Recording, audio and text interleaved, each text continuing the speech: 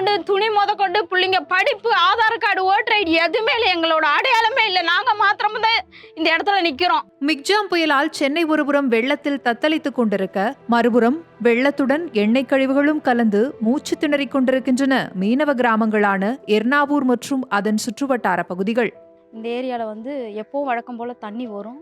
வந்துடுதுன்னா 4 நாள் இருக்கும். அதுக்கப்புறம் போயிடும். நாங்கள் வழக்கம் போல் வீடை கழுவிட்டு குடும்பம் பண்ண ஆரம்பிச்சிடுவோம். இந்த வாட்டி தான் ஆயிலை ஓப்பன் பண்ணி விட்டு ஆயில் ஃபுல்லாக எல்லாமே நாசமாயிடுச்சு. உள்ளே வாங்க காட்டுறேன். பாருங்கள் எவ்வளோ ஆயில் உள்ளே பூந்துருக்கு பாருங்கள். உள்ளே வரவே முடியல. கையை வச்சாலே ஒரே எரிச்சலாக இருக்குது. இந்த ஏரியா மட்டும் இல்லை, இந்த சுத்து வட்டாரத்தில் எல்லா ஏரியாலையும் ஆடு, மாடு, கோழி நாங்கள் வளர்த்த கண்ணுக்குட்டி கொண்டு போயிடுச்சு. எல்லாமே அந்த ஆயிலை குடிச்சு அப்படியே மூச்சு திணற எங்கள் பிள்ளைங்களை காப்பாற்றுறோம். அதை காப்பாற்ற முடியல எங்களால்.